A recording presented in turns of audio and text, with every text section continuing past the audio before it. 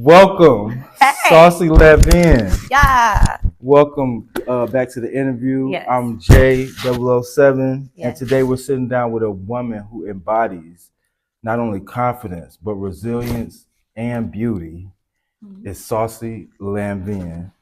Thank you. Saucey, you're definitely a force in the ballroom scene. You always turning heads, collecting trophies in both sex siren and face. You also like dibble and dabble in runway here and Yeah, I'm there. trying. Right. So I really appreciate, just always seeing you on the floor, stuff like that. But beyond ballroom, you're also a mother, an entrepreneur, Yes. and a woman who's also navigated both triumphs and hardships alike, Yes. right? Yes, life is life, but we still here, so let's do it. Right. So tonight we're gonna I just want to dive deep into like who you are as a person and who you are as a woman and like just get beyond like who we see on the ballroom floor. Yeah. So first, how are you? I'm well. It's my birthday month. It's Women's Month. It's March, so I'm feeling good. I'm feeling great. Right. Yeah. And what does Women's Month mean to you? Oh wow. Just celebrate every woman that has influenced me personally in my life. To celebrate my friends, the women around me, and just to embody just like what a woman is and have that spirit of celebration is great. So yeah, celebrating Women's Month just means celebrating myself. I was born in Women's Month, so yeah. Dope. Let's get into it. Like Okay. first, I want to get into your early life, like your family dynamics. Take me back to your childhood. What was life growing up for you? I And actually where are you from? Okay, so I'm technically from Chicago, but I grew up in like Southern Illinois, and then we moved to Chicago kind of like when I was a teenager. But Like I was Harvey born area? here. No, like almost like kind of like St. Louis, so like Muscuda, Scotts Air Force Base, Cahokia, Edwardsville. Southern Illinois. Yeah, Southern Illinois. Okay. So I grew up there. I was born in Chicago. We were in Maywood for a while, and then we moved to Southern Illinois. And yeah, my childhood was pretty good. Like I have two older brothers. I was raised by a single mom. Of course, my mom did what she could, but everybody has their struggle. But I had a pretty good childhood. I can't really say that I had a bad childhood. I'm the only girl, two older brothers. Yeah. How would you describe your relationship with your family now versus back then? Like my intermediate family, or like Yes. my Or your family as a whole. I can say like, as we get older, we know how family is. You hold on to the ones that hold on to you essentially. Right. So that's kind of like what it is now. I don't really associate myself a lot with my family as much as I used to because, as you grow, like I said, but I love my family regardless. And for the people that I'm not as close to, it's for a reason. No shade. Right. Yeah, and that's life. It's life. So did you feel supported expressing yourself while you were growing up as a child? To a certain extent, yeah. But I was able to express myself. But you grew up in a Black household, so when we're speaking on like the gay and topics of that matter, no, we wasn't given comfortable to be who you are in that way. But I feel like if I wanted to do something, if my mom could help me, or she would. But outside of that, it was very like stay within that box, and you kind of know how that is. Right. I understand that. Yeah. I understand that. So, were there any like defining moments in your upbringing that shaped like the woman that you are today that just stick out to you? Yeah. I mean, there's always been like a few. My aunt used to work at the University of Chicago, and as the like secretary to like one of the deans. And I remember she took me to school, took me to work with her one day, and I was just so enamored by like how the office space was ran, just like her being in her professional space, and it was really inspiring to me to like want to be in business. And kind of the same thing with another one of my other aunts as well. She was in a professional setting and she brought me in. I was just always like, I want to be behind that desk. I want to be the girl that, got the briefcase and she's signing checks and she's like making things happen. So I can say that the women in my family for sure have always been bosses. Like they come through and they're doing what they got to do. So I can say I've always been inspired by just like the women in my family for sure. It's interesting how, them bringing you in that professional space, like, kind of molded your? Would you say it like molded your work ethic to a certain degree? Yeah, I can say I got my work ethic from my mom though, like seeing that every day because she always had one or two gigs. She always had like she was always working. Like that's what I know, work. So the work ethic for real, just seeing it every day. But I think seeing seeing them in a more professional setting because my mom was more blue collar. Right. It kind of made it different for me, you know. Right. But work ethic for real, I got from my mom for sure because she's a worker, probably at work right now. Dope. Right. Right. Right. She probably at work right now. Right. So I want to get more into your personal life Okay. a little bit later, but let's get into like ballroom right now. Okay. Take me back to like when you first discovered the ballroom scene. I think I first discovered the ball. I mean, everybody has seen, we know people, we see our clips and things like that, but I feel like I really discovered ballroom probably in like 2018, 2019, something like that, when I was just like, oh yeah, I want to, like, what's this? And I want to be involved type of thing. I was more like intrigued. Like I knew about ballroom prior to, but like I was really intrigued after that. Right. Yeah. And how did you see it? I actually seen some clips of Tiffany walking, and I was like, oh my gosh, she's gorgeous. And it was like this big, grand kind of like runway. It looked like it was in New York somewhere. Now that I know, it was probably in New York. And she had like this black like dress on and this mask. And it was like the way she walked and kind of like commanded the crowd. I was just like, the fashion, the hair, the makeup, the energy. I was just like, I need in. I need in. Right. Right. And what was it about ballroom that made you feel like it was the right place for you? Because it's one thing being like just a fan of it and appreciating it, but it's a whole nother thing actually getting into it. So what gave you the confidence to do that? Oof. What gave me the confidence to do ballroom? I mean, I've been me. So I feel like when I came into ballroom, it was just like, okay, this is a new space for me to really express myself. Like in the real world or in the regular world, being saucy or being my everyday person, it's like, oh, she's a cute girl. Oh, she's fashionable, whatever. But in ballroom, it's like you show up to show out.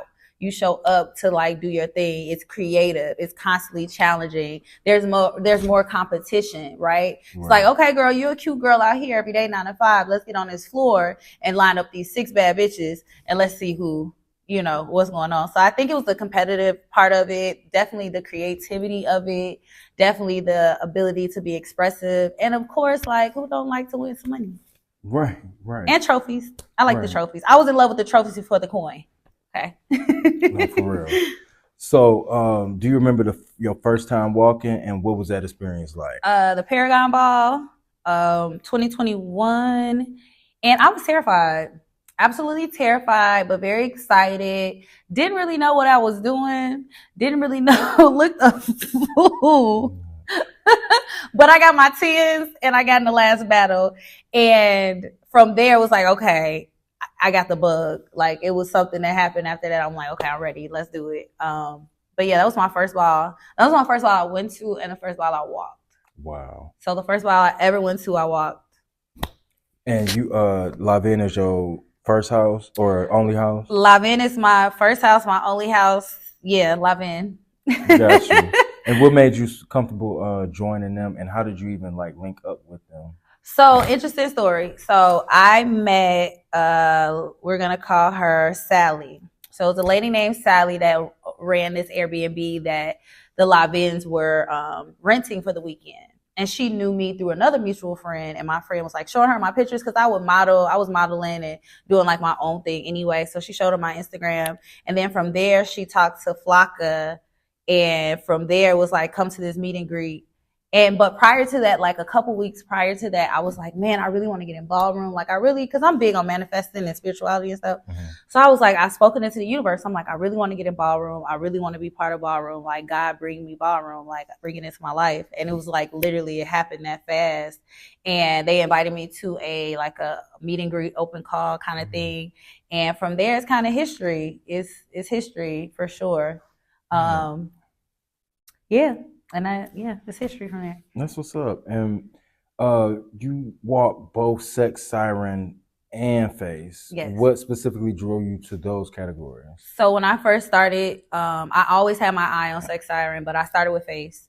Of course, face is, it's a glamour category. It's, skin, teeth, structure, hair, pretty girl. But I feel like sex siren gives me that alter ego that like I'm able to have a good time. I'm able to be sexual. I'm able to be free. It's not as tight as face. Face is like, you got to do it a certain kind of sex siren. You could just be free and just have more fun and be sexy. And yeah, No.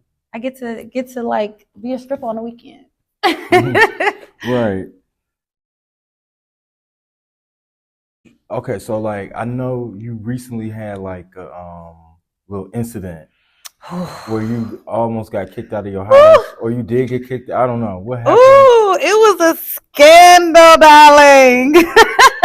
It was a scandal. So one thing that I have learned in ballroom, for sure, is that this is a competition still, right? Right. And you can't allow, too much kiki and friend things, right? Right. So it was a misunderstanding that happened, and because I am who I am, the Lanvins love me and I love them, and it got worked out and everything was cool. But I did lose a couple friends in that, and honestly, this is like one of my big heartbreaks in ballroom. But it's gonna be okay because all is fair in ballroom. I'll see you on the floor. Right. So, what did you learn from that situation overall? What I learned is to shut the fuck up.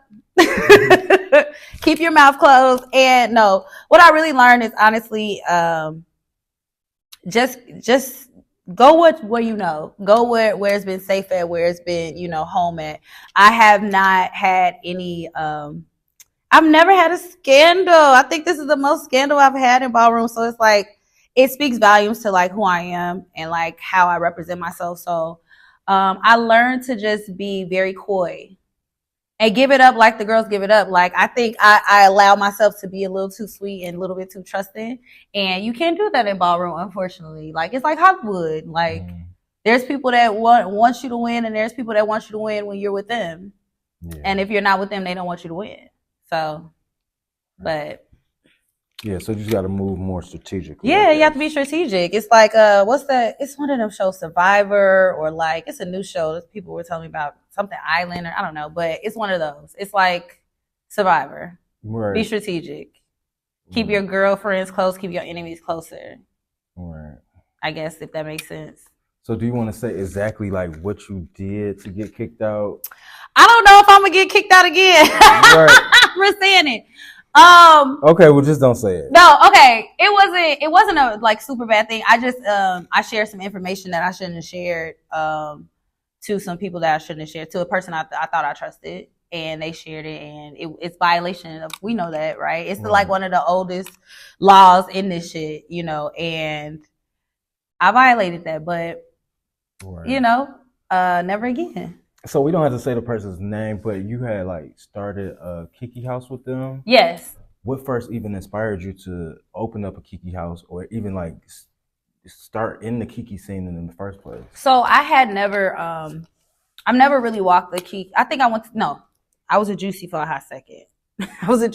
Second. And I walked as a Juicy for a hot second, but that was like the only time I ever walked in Kiki. And I actually was kind of invited to be the mother and asked to be the mother of the Kiki house. I wanted to join the Kiki scene to influence and to just have a good time and work on my other skills in ballroom. And I was just asked to be a mother, and so I did it, and I walked one ball as a chaparelli, and I won both categories, and then we were invited to St. Louis for the Midwest Kiki Awards Ball, and I was on a panel there, and I won Woman of the Year, Sex Siren, and Face. And thank you so much, Midwest Kiki scene. Thank y'all. I appreciate it. Mother 007 though. Right. So you gonna still continue in the Kiki scene, or? Yeah, hell yeah. Yeah, I definitely am. Mother 007. I mean, I'm sure I'll find I'll land on my feet. I'll land on my feet. Right. So what do you think you're going to get from the Kiki scene that you're not going to get from mainstream? I think what I'll get from the Kiki scene is being able to, like I said, like I'm ready for some kids, you know, be able to develop and help some new talent that comes into ballroom, and you know, practice my skills, you know, Yeah. tip out for one runway maybe because I'm doing sex siren and face and do some more fashion stuff too. Like I really want to start practicing in my fashion bag with Kiki. Yeah. Okay. And like I know you walk like 3 categories or 2.5. 2. Right, 2.5. Yeah. Who are some of your biggest inspirations in ballroom, past or present? Okay, so of course we said Tiffany, the legendary Tiffany, Mother Didi, and overall Mother Chanel. Who else? Who else? Who else? Who else? Who else? Who else? Who else? Who else?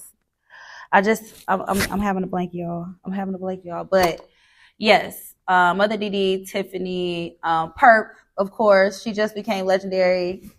Congratulations, girl. I'm trying to be like you, girl. Trying to get like you.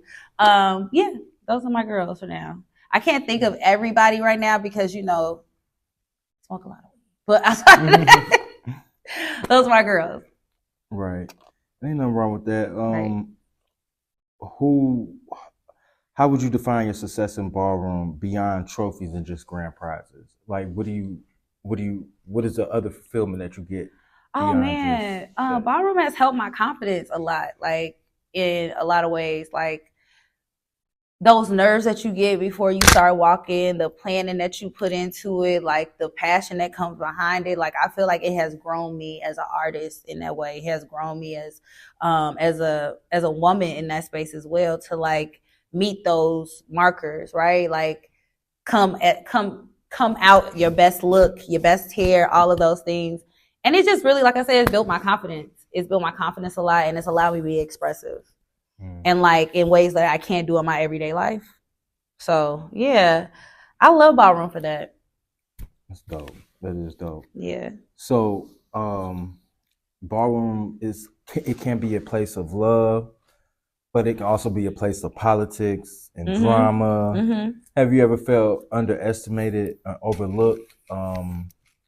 Maybe just because being new, or maybe even because being a cis woman. Yeah, I mean, I think everybody has had their moments where somebody has underestimated them and they feel underestimated in this, you know, in this space. I can say sometimes I do feel like I take the imaginary beef that people have with cis women just being in the space, which I take that with a grain of salt because, you know, I'm a tough cookie. It's no big deal. But yeah, it can be a little challenging sometimes to navigate with the drama and those type of things. It can. But I contribute having a good support system around me. Like I'm grateful for the people that I came into ballroom with.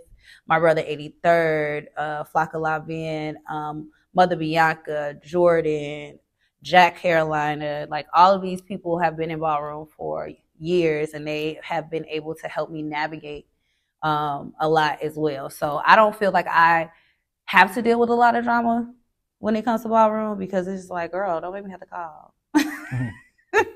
One phone call. Right. And out of all those people that you like have relationships with, you've also had fallouts with people in the scene.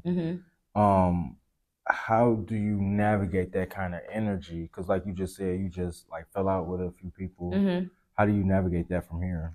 Honestly, it's just like I don't see you. You're not there. I mean, I'm not gonna give you life. We had our moment.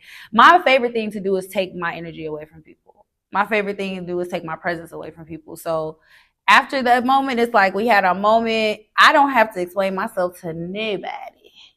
So believe what you heard and heard what you believe, baby.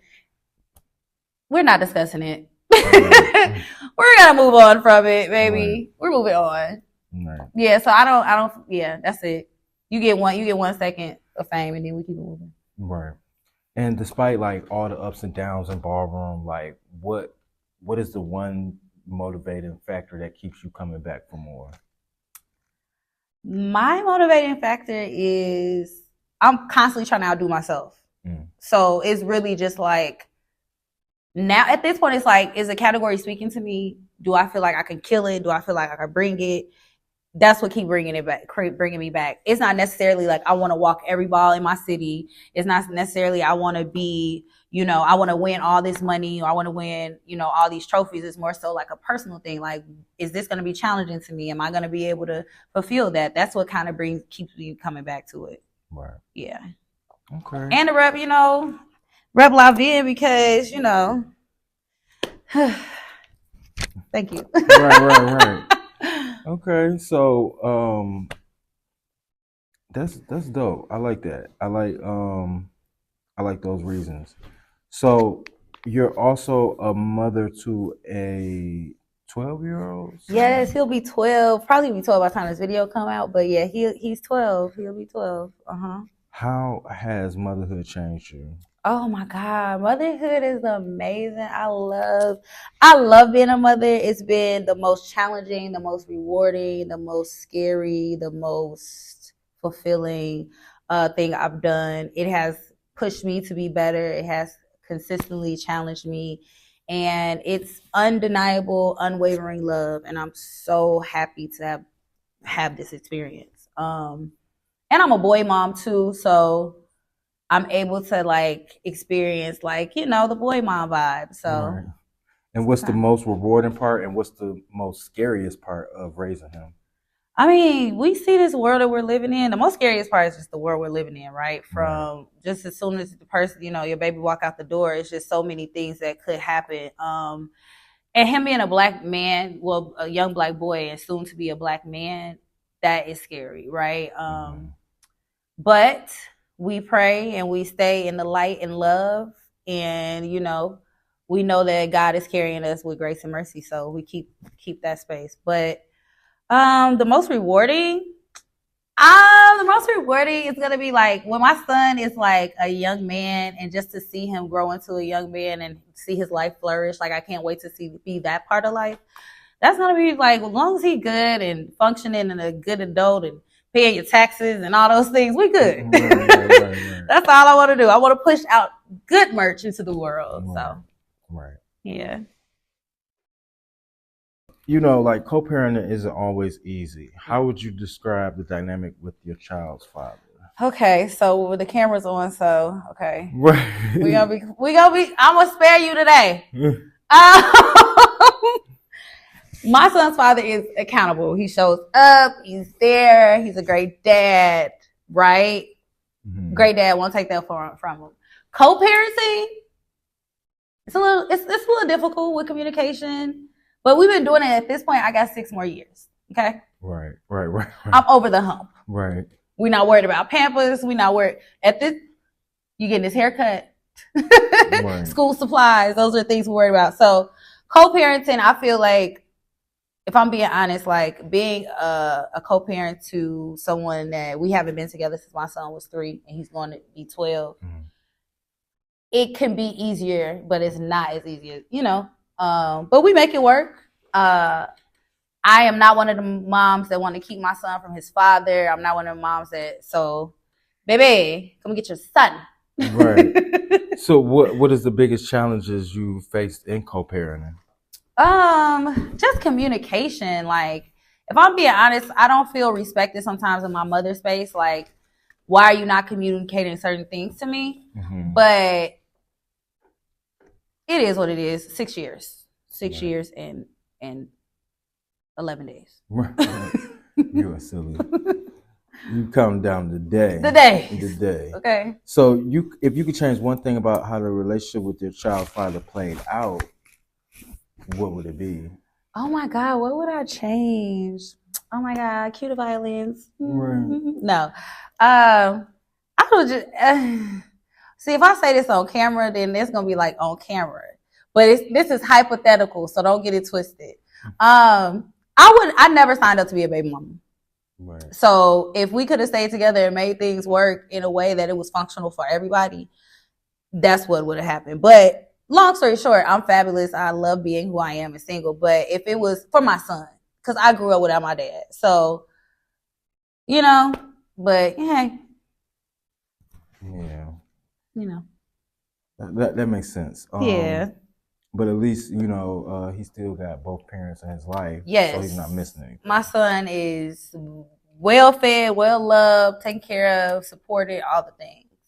So what keeps you grounded as a mother despite all of life's challenges?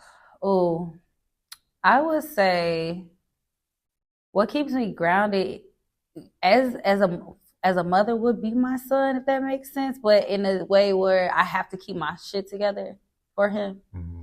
So like even when I want to crash out, I'm like, I can't crash out because then I'm gonna be in jail. Right. And then my baby ain't gonna have no mama. And then CPS gonna take him. Then the CPS gonna take him, and then now he selling drugs and beating women. Listen, you know, it's crazy. Right, so right. That I think that yeah. Right. No, seriously. So I think that's what keeps me like for really grounded. It's like I have to be here for him. I have to be well in my mind, in my body, in my spirit for him. So that's what keeps me grounded for sure. That makes a lot of sense. Yeah. So now I want to go even, you know, a little bit even deeper because I know, you know, you are bisexual. Yes.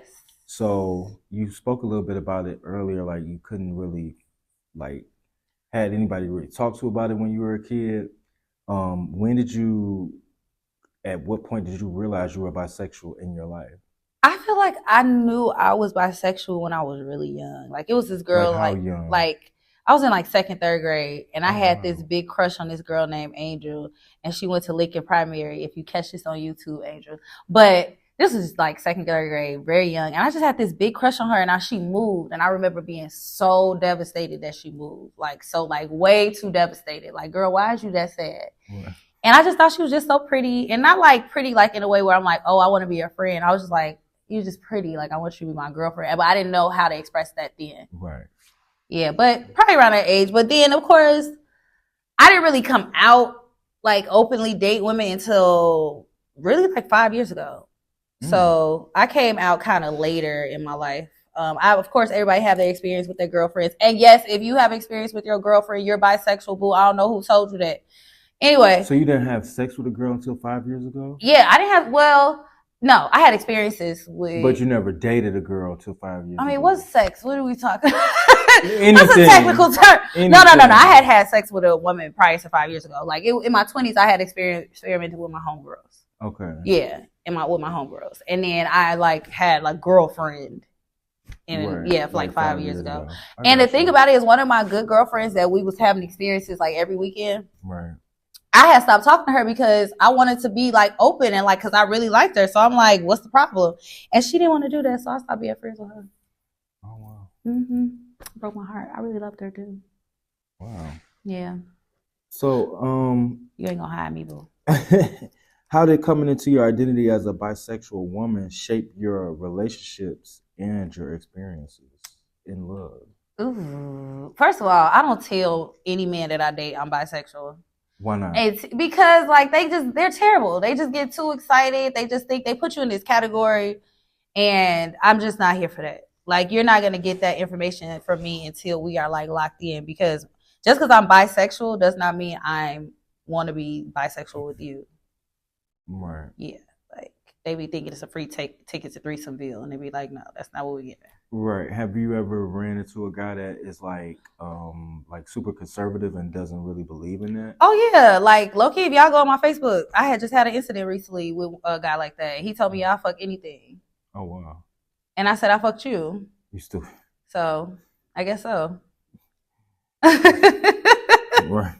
Gee. Well, did you face any challenges in being openly bisexual?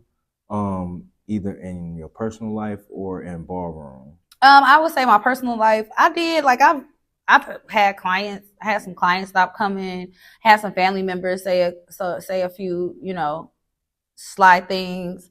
In Ballroom, I don't think it's really affected. I think in Ballroom, people assume that I'm a heterosexual woman. They don't assume that I'm bisexual. Why do you think that is? I don't know.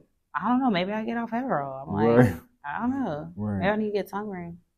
No, I'm just kidding. No, you silly. I mean, I can see that. So how does your identity influence the way you navigate love and attraction? Do you think it because you got you didn't start dating girls until later. Do you Yeah. think it even influenced the way you navigate love? It does. It does, because like the way I look at love now, opposed to how I looked at it, before I was, openly bisexual, it's totally different. Like now, when I talk about my future, I have to say my partner, whoever that is. I don't like say, oh, a man or a woman. I'm like my partner. So whoever that is, my partner. I'm open to what love looks like outside of this like space that I learned how to look at love. Um, Being bisexual just makes me more open. It's more love. It's like I get more options. No shade, but also it can be a little bit. It could be a little bit, because if I'm dating a woman and she's like, "Oh, you're bisexual," they instantly think, "Oh, you want some P&I," or if I'm dating a man and I say I'm bisexual, it's gonna give, "Oh, you want to be with a woman." So it is hard navigating that space. It honestly is. So like, I haven't found a person or been involved with anyone that is like, oh, okay, whatever, you are who you are. Right. I think either side is kind of like judgmental. Right. Honestly. That makes sense. And what is the longest relationship you've had with a woman, and how did that relationship impact you? Longest relationship I had with a woman was 3 years.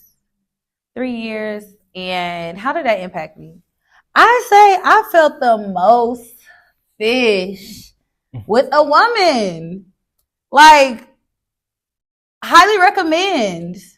Highly recommend. I mean, shade to the niggas. I'm shading y'all. Yes, I am. Why do you think that is?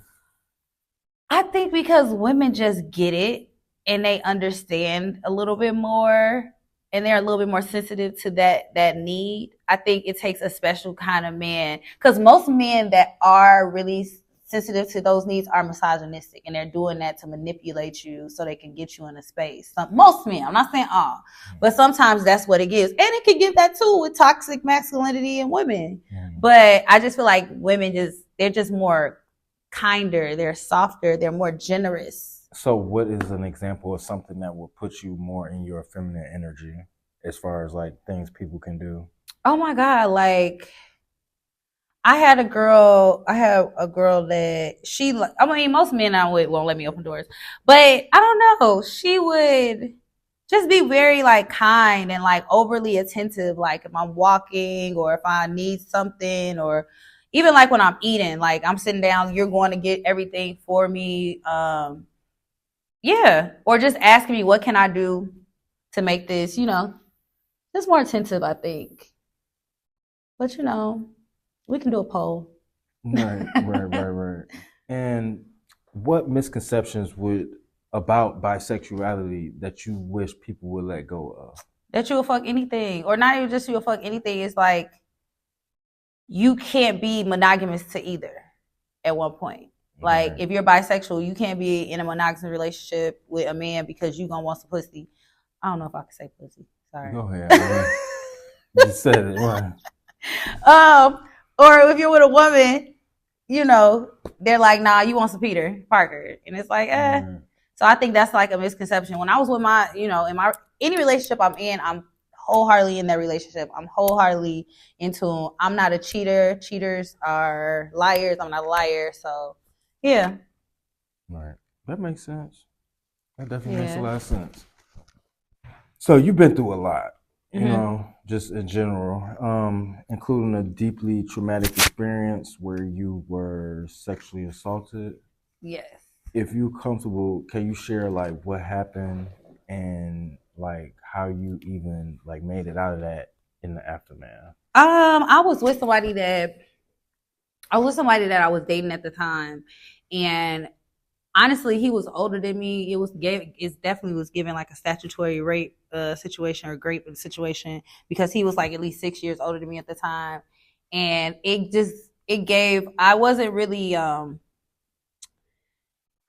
really wanting to engage, and he wanted to engage, so he forced himself upon me. And at the moment when it was happening, I kind of just like was like waiting for it to be over in that space. And I was young, so like I I didn't know, like, I felt like it was my fault. Like, I mean, most victims feel like it's your fault because I shouldn't have been in that place or that time with that person. And after after it was over, I went back home and continued with my life. Yeah. But I know for a fact that, that person, um, definitely got what was coming to him. So, Oh shit. sorry. No, it's okay.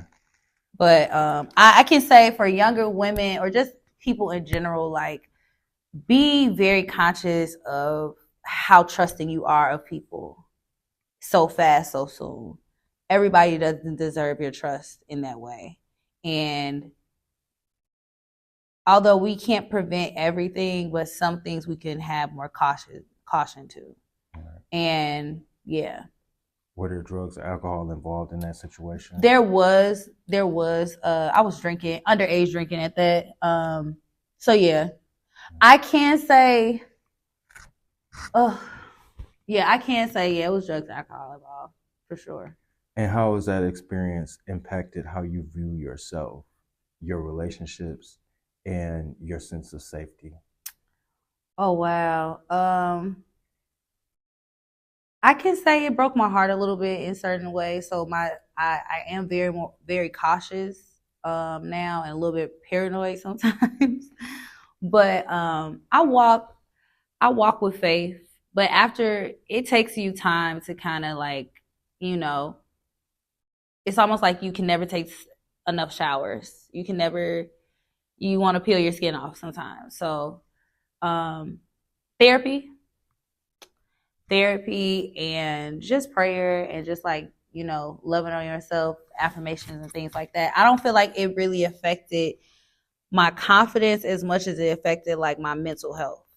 And if that makes sense. Yeah. Yeah. What aspect of your mental health did it affect most? I think it just made me more depressive. Because it's like when those things happen, you go into like a state of shock, and you kind of can jump back into that if like you're triggered into some type of way, and now you're just like, it's like a snowball effect. One thing happens and then the next thing happens, and then now you don't want to do nothing and go anywhere, Right. What has the healing process looked like for you? The healing process looks like loving myself, manifesting, doing affirmations, and taking time to myself, not really jumping into anything, and just understanding that this is an experience. You don't have to let that experience change you into being something that you're not. So just reassuring myself that I am not that experience. It did happen, but I am not that experience. Yeah. So how do you want other survivors, especially women like you, Black women, to feel after hearing your story? And what do you want them to take away from it the most? I would say that sharing your story, even like speaking this out loud to you right now, I've never done this. So sharing your story is going to help somebody heal. It's going to help someone feel like, they have a voice. I just want me sharing this story. I want to be able to help somebody to be able to share their story.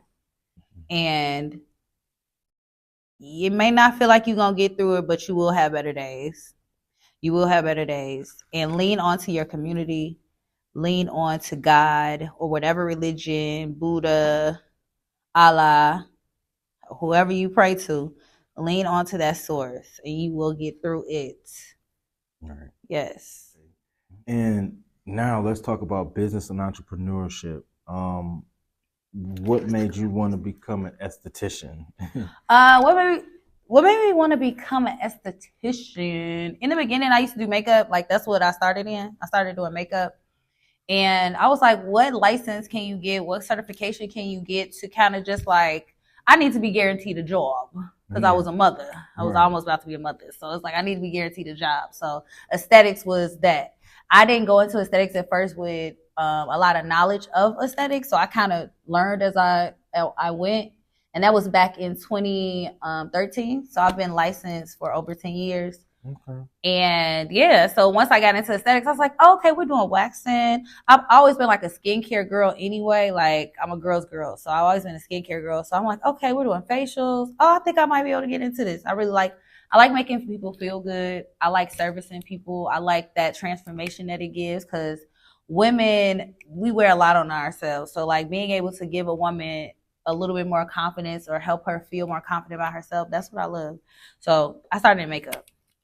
Started in makeup, was at the MAC counter, Estee Lauder counter.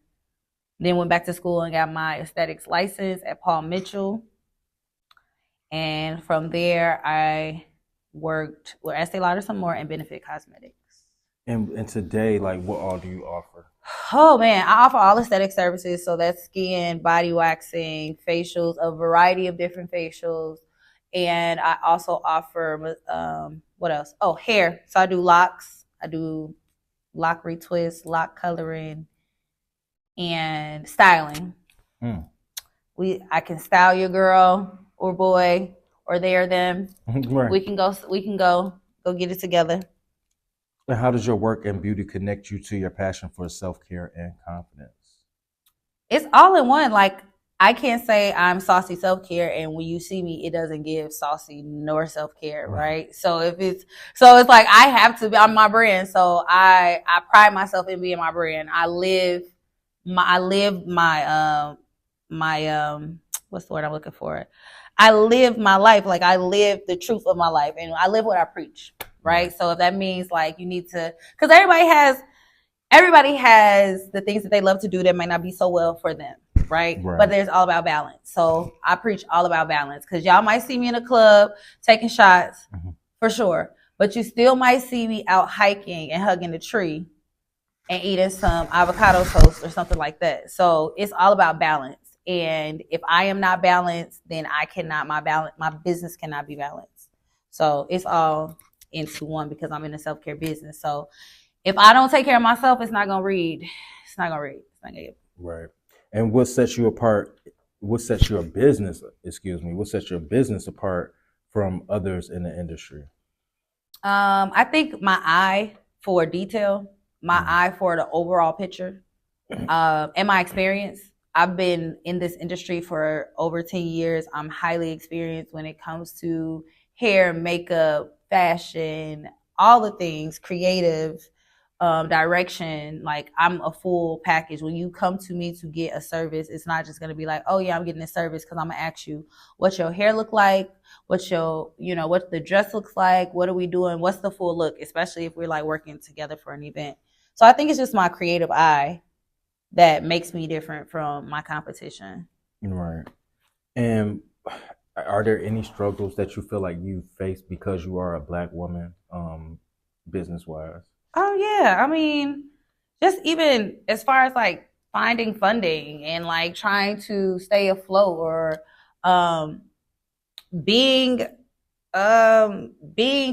busy, right? Like you're not always going to be busy in any industry, but I feel like having a Black business sometimes is even harder, especially if you're in an area. If you're in an area where there's no money, you're not going to make any money. So it's like, or if you want to go into the areas that it is money, it's expensive to get in those areas, right? It's expensive to rent those suites or rent that storefront. So I think being Black in business is hard sometimes because you are stuck in a lane and trying to get out that lane. It takes a lot of maneuvering, whether it be money, location, whatever. But it's possible because, I'm going to get my money.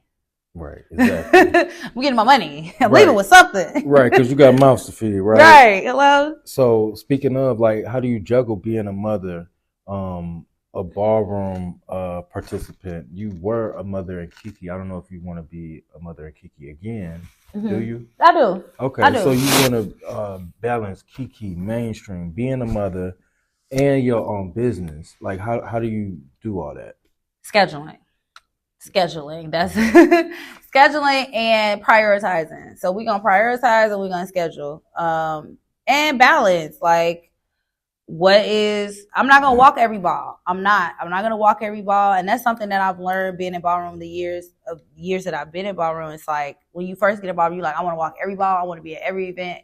but it's just not set up that way. At least not, it's not the most strategic way to do ballroom. So I don't have to be at every ball because I got to go to a basketball game. I got to go to a dance show for my son, or I might be a Kiki scene event that I have to be at. So it's just all about balance.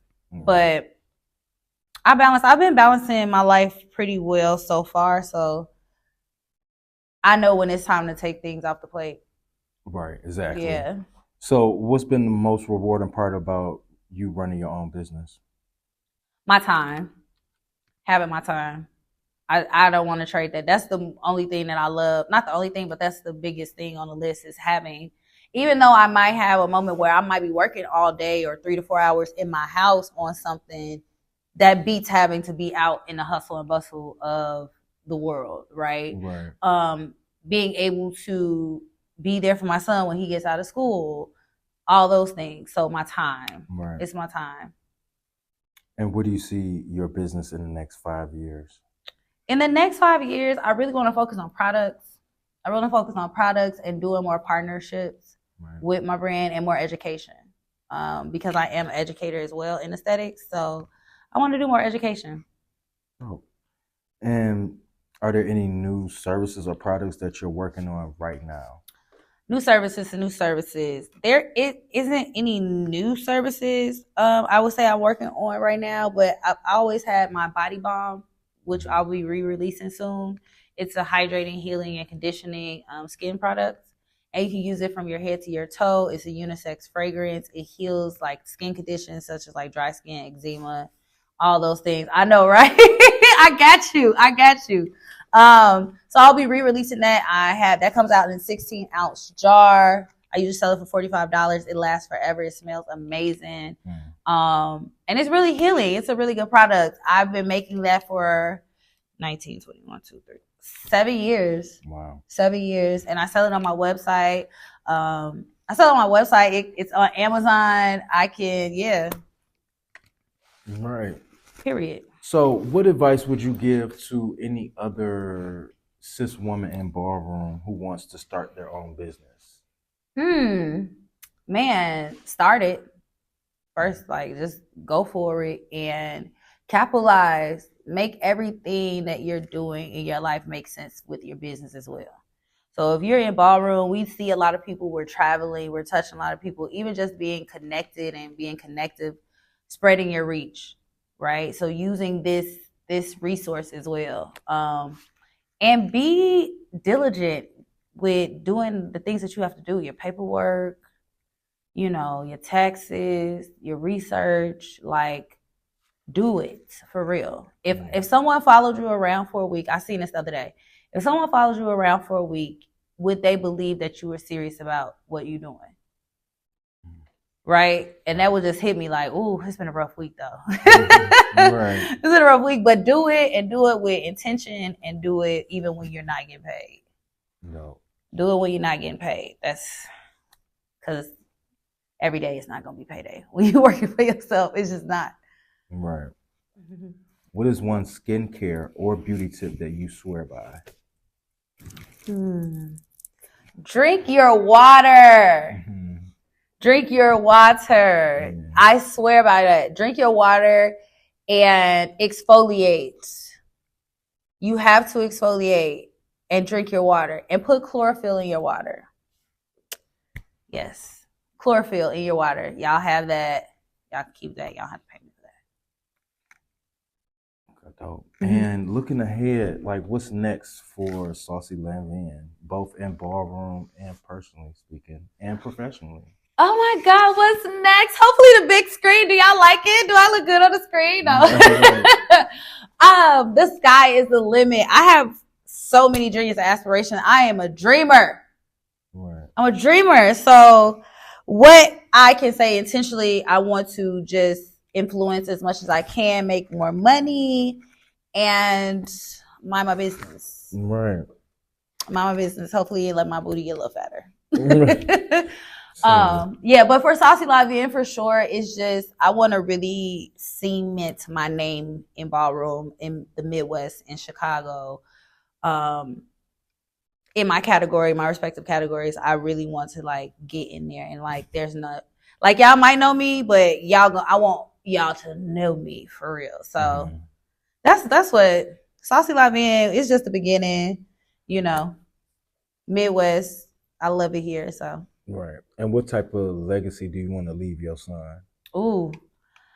I am gonna leave my son a legacy of integrity, of truth, of love, and monies. I told my son if he have a baby out of wedlock, he cut out the wheel. I said it here. But yeah, I want to leave my son just that. Like, I want him to be proud of me. I want him to be confident in his abilities to grow and just be happy and healthy. Honestly, and just know those are the most important things in life. Your health and your wellness is the most important things in life. Things come and go. People come and go, but those things and stay true to God. You know, stay true to your faith. Right. And if you can give yourself one piece of advice to your younger self, what would it be? Girl, fuck them people. Right. Girl, fuck you. No. No, for real. Like, fuck them people. Yeah. Like, I've always say this, like, if I could take the mind state that I'm in now and go back in time to like when I was in high school, like I was bullied in high school. Like, could you believe I was bullied? Yes, I was bullied in high school. In what ways? The girls just used to I used to have a side tooth. My mom, so I had a baby tooth that came in, and instead of them pulling both of my fangs out, they just pulled one. So then I started high school with a side tooth, but my tooth was coming in. It wasn't missing. It was coming in. But the girls used to try me on that. They used to try me on just like little stuff. Like, it wasn't never because she was ugly. But I was bullied. And I didn't have like what everybody else had. Like, I grew up around military kids, and even though like my stepdad was military, but my mom was like a regular working mom. So like, yeah, I didn't have like the freshest shoes. I remember wearing these kids' shoes for like way too long that they started like, you know how they have the rubber around them. They started like kids. They kind of look like Converse. Converse is a little bit kind of have that like sole, and it started moving. And I remember somebody talking to me about that, and I remember my mama didn't have no money to buy me no shoes. Shout out to my grandfather because he bought me shoes.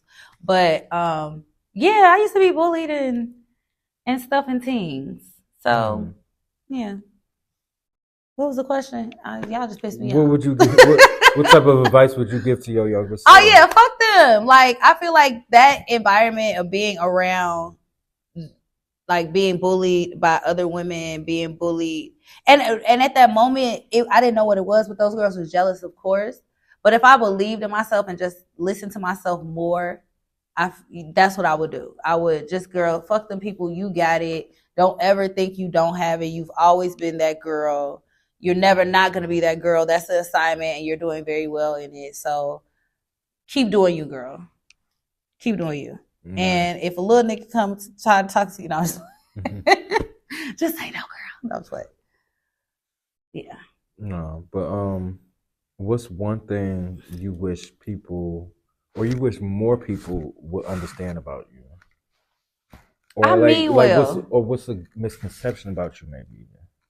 A misconception. What is a misconception? I don't know. I don't give a fuck about a misconception. Believe what you heard. No, I'm just kidding. I just feel like, I'm very genuine. I don't think people get genuine a lot. So when they get me, they be like, I don't know if this is for real. But I'm a genuine person. I don't have to lie to nobody. I don't have to try to pull a wool over somebody's eyes, connive, and I don't have to do any of those things because I'm very comfortable with who I am.